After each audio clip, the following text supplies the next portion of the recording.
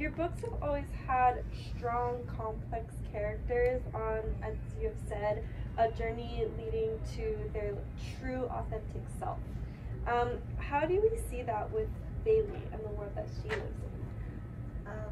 Bailey is, I actually thought of her just like I thought of Venus with Happily Ever After.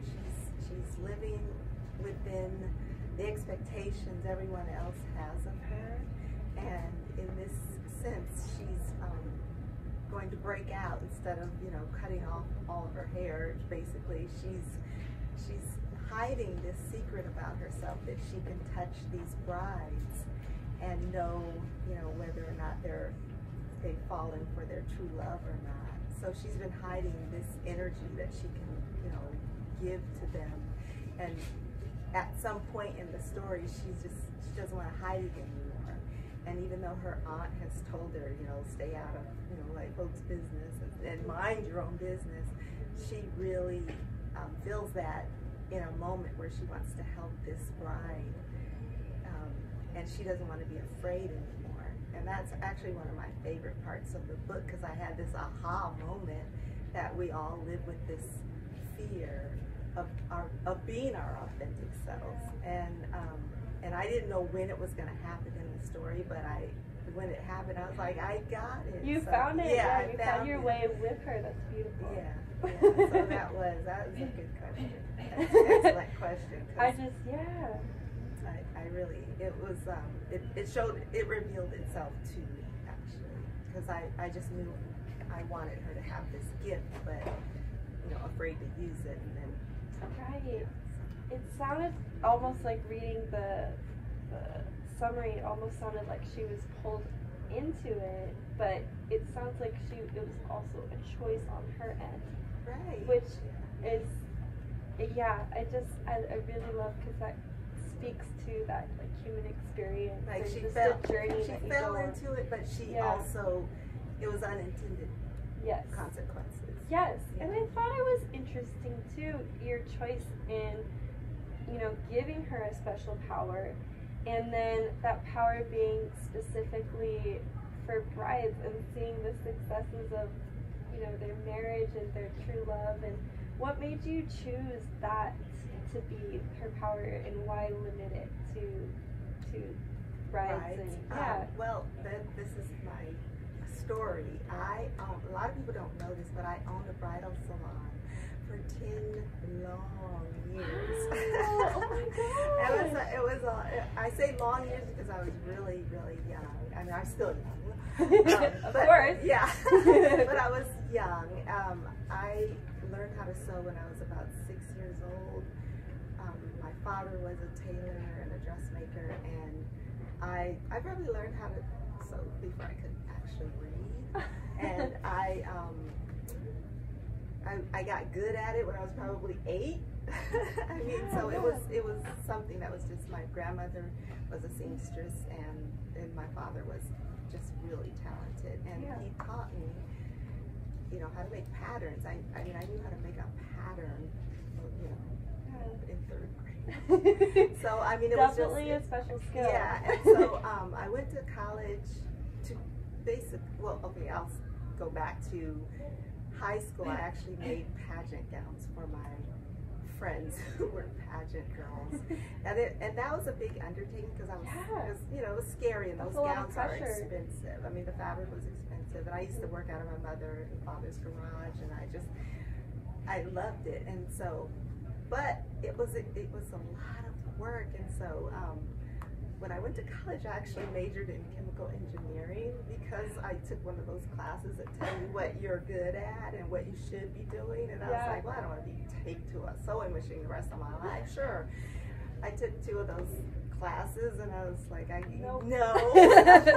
I feel like I had a similar experience. I understand. So I changed my major. I did, you know, fiction writing, and ended up doing business. I graduated. I went to work for one of those big companies that is still in business today, and I won't give you their name, but I thought, I'm here, I'm going to design, I'm going to work with clothing, and all they had me do was take this little miniature camera in dressing rooms and take pictures of the designer clothing. And we would take those pictures and send them to India and have these clothes remade. And I know they're still Oh my gosh. But that was just, it was against everything I felt. And so I just said, you know what, I'm going to go out on my own and do what I naturally know how to do. And I opened up a bridal salon. My brother built the dressing rooms. And, you know, I just took a chance. I was like a 21-year-old with a lease in a major mall. And so I was doing all of this work. And these brides used to come to me, and we would spend a lot of alone time. And the next thing I know, I'm just listening to all of their heartache and all of their sorrows and all of their worries and dreams. And I'm just like, okay, it's a lot for me.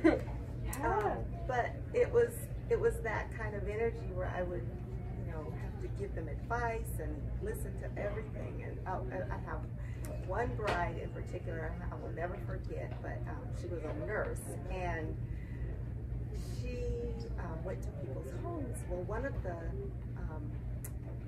clients passed away. She was kind of, that's what she did. She was kind of a hospice nurse, but now she was marrying the widow of this patient. And so I'm just like, oh, that's, you know, she's telling me that the children of this widow are having her investigated because they don't trust her mother passed, because all of a sudden she's married. And I'm just like, oh, this is just horrible. I'm hemming her dress. And a year later, she comes back to me, and she's getting married again under the same circumstances. This is a whole new husband, a whole new patient. And I was just like, are we all right here? Like, you know, every time I would leave the building, I was locking the door, like wondering if someone's going to tap me on the shoulder and say, what do you know? Or, have you know, it's like, is she a black widow? You know, I just didn't know what was going on. She came back a third time. This is a third, like, within a 4-year period. And so she came back again. And like I said, I guess I have one of those phases where people tell me things. But I was just like so nervous that I knew too much. So I was always afraid of what was going to happen. But anyway, long story short, I spent all of this time with these brides, and I had all of these stories and all of these, a lot of it was touching. A lot of it was scary and emotional, and I lost a lot of sleep at night because I, you know, carried home these stories.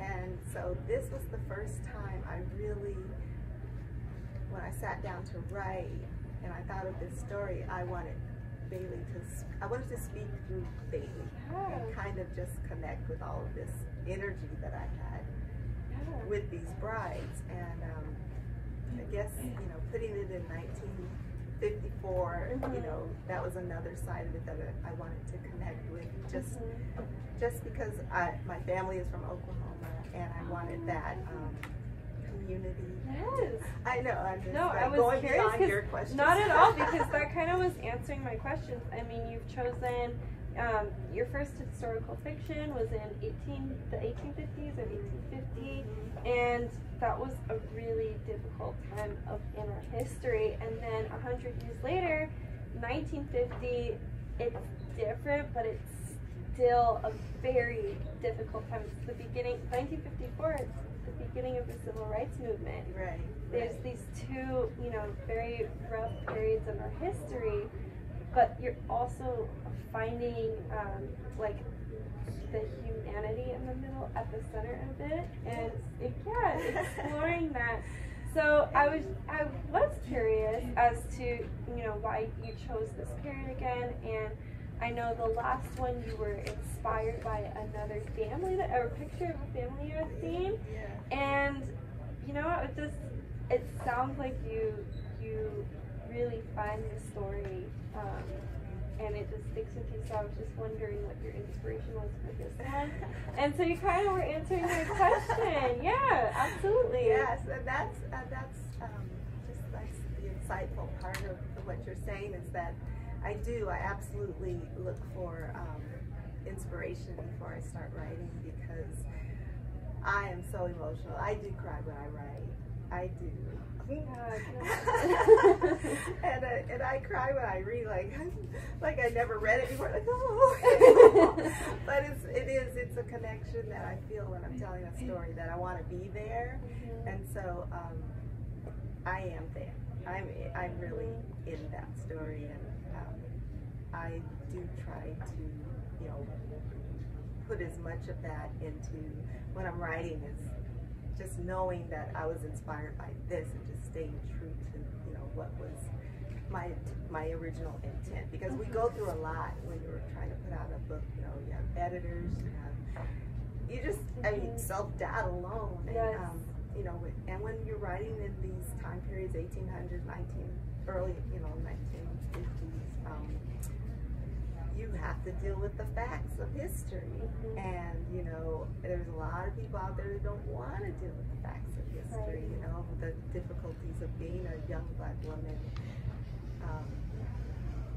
It's just part of having fallen in love when she was really young, 17, with her client's son. She was a housekeeper, and they could not be together. And so they left Oklahoma to go to New Orleans to be together, because there they could, you know, at least be together. They could hold hands. No one was gonna, you know, pull them in the street and, you know, make their lives difficult. And so when he was there, he couldn't get a foothold in the world. You know, he was basically sweeping streets as a young white man, and he didn't feel like that was where he belonged. So he told him, I'm gonna go back home, and then I'm gonna come back and get you, and then we're gonna, you know, work things out, but let me just get a minute, start over and get some money. And so she was angry, and she thought he wasn't gonna come back. I know I'm giving a lot of it, but they come back together 20 years later, and they still can't be together, not in public. But, you know, there's this strong love there, and I'm just brokenhearted for her. And every time I write her part, I'm just brokenhearted for her, because, you know, to love someone and not be able to be with them, it's just got to be the worst. The absolute worst. I mean, if you can imagine, you know, just loving someone with everything you are, and you can't be together. And so that character for me was like the one I'm still. Yeah, it really gets you. I mean, yeah, it's heartbreaking. It is. Absolutely. And that's basically what, you know, the whole story is about. It's just love that has a barrier. For their families, and who's going to be acceptable, and who's going to, you know, buoy the relationship of, you know, the group, bring the clan together. Well, a man, very few, like very, are for the family, and so, or even their family, what their family will be. And so it was just something I had to, you know, finally, like, put in a nice compact thing that wasn't, I'm not insinuating you're marrying the wrong person, but you should consider that you might be marrying for the wrong reasons. So yeah, so it makes sense. I mean, you kind of, throughout your experience, you had somewhat of a magical like connection, you know, with people. You kind of were able to read them and see them and connect with them in this way that is almost a little otherworldly. Is that kind of why you chose to add an element of magic to this one? Yes, because you know what, I always had a feeling, but I couldn't speak about it. Always. I mean, it wasn't as simple as for Bailey to barely touch their skin, but I always had that feeling. And it, you know, it would be odd if some of them would come back. You know, no one ever canceled their wedding or anything, you know, especially up at anything I said. But they would come back maybe 7 days later and say, you know, we went through with it, but, you know. Wow. I mean, it would be the day they brought back the tuxedo. I rented tuxedos too. But, you know, it would be the day they brought back, you know, something that they rented. It would be like, we went through with the ceremony, but, you know, it would be some of those times. And, really got to know them. Yeah. In a way that no one else did. Right. Wow. Because of the silence and the quiet, you know. Yes. It's like that in the fitting time is really intimate. Yes. And I have to concentrate, and they have to think, and it's just a quiet time. It's like we can't have music blaring when we're talking about the most important day of someone's life. So yeah, it was a lot. It was intimate. In the book, do we get a handhold too? Oh yes. I'm so excited. Let me see. I mean, yeah. I think you had some good questions. I mean, yeah. Please, let's. I mean, you pretty much answered everything. Do you guys have any questions for me? Yeah, please. You could do a good old fashioned. Was it hard starting your journey in being a writer initially? Oh, just overall. You know, because I always wanted to write. I mean, it was like second, you know, just like the sewing, you know, journey. I love to read, so writing was just a natural thing I always wanted to do. I mean, I can tell you the story of being dropped off at the library for many, many years as a child, because that was free babysitting back then. And then I used to just sit there and read. There was no like, you know, it's like it was reading time, and that's where I spent my free time. I enjoyed it very much. So, yeah, it was natural. Happily Ever After was my first book published, but it wasn't the first thing I wrote. I probably wrote like 4 different books before that one. Yeah.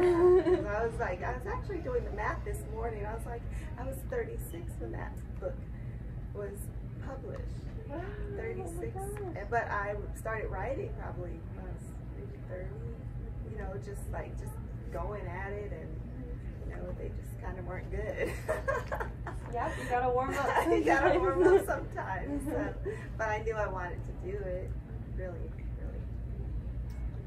So is Roadrunner and What I Like You, are those before the Napoli series? No. Those are after? All after.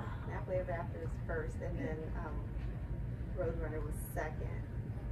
I know it's an odd thing to write about baseball. I love that book.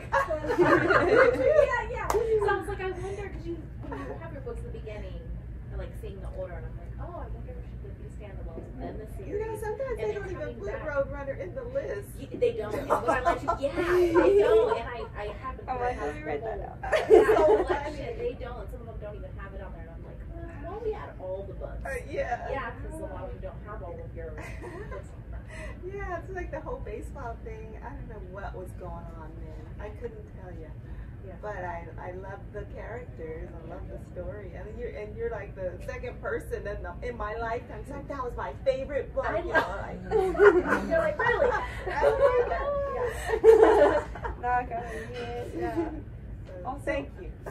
What passes us love? That one, I was looking at the concept of that one, because I mean, I know about Napoli Ever After, and I know about your newest one, and then I saw that one, and like this Just jumps amazing. out at you. Yeah, this is amazing. Yeah. I really love that story. Yeah. I was scared to write it, but I had wanted to write it. I started it in like 2015, and but I would get these emails like, "Are you gonna write another Napoli book? Or when's the next Napoli book?" And I would put it to the side and go back. Yeah. But it was. I love that story. It's rare that I don't absolutely love what I'm writing. So yeah. And I did love Roadrunner. Yeah. It's just like It's a strange. Yeah. But I try not to limit myself on even with the Napoli series, like the characters change, and you know, and I tell people all the time, they're standalone books. It's the same character, but they're all different stories. And I actually used the Napoli series to write all those different stories, because the publisher was just like, we need another Napoli. And so I would kind of scoot all these other stories and characters in those stories just to tell these stories. And it worked out, so I felt like I stayed 2 birds and all that stuff. Yeah, I loved that. I loved it. Yeah, Eddie. So if you see another Napoli book, just know it's probably a secret story. Yeah. Hiding it in there. Yes. Yeah. Question. So, you mentioned you started publishing in your 30s, but you're writing before that. Yeah. So what made the pivot for you from being in the background to all of a sudden? My husband had a job. He had to leave California. We had to go to Virginia, and so I sold the bridal store. I actually had two stores, and I sold them to this tuxedo and bride company. They were so happy to see me go. But I sold it, and he brought home this computer, and it was like this. It was the biggest thing I'd ever seen. And he just stuck it in the middle of the dining room. He's like, so you can write your stories. And I was like, thank you. So I just, got in there and just started tapping away. I didn't know what I was doing. I didn't have many examples, as you can imagine. And I just went at it. I didn't even know. I didn't know what I was doing. That's all I can say. Oh my God. Oh my gosh, my grandbaby. Oh my goodness. Hello. She was to go see Gigi. Oh.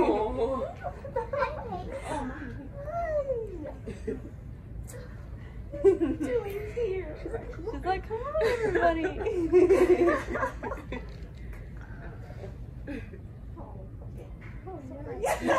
Oh, happy surprises. What was the question? So your husband bought the computer. I can get the good stuff. We have some Napoli Ever After 2. If anyone wants a copy of those as well, I'll grab some of those and bring them over and we can sign. We can personalize them. I know I have some that I need you to sign and personalize. But Thank you so much, yes. Ella. Yeah. That's great. Yeah, thank you so much for coming and thanks for joining us, everybody.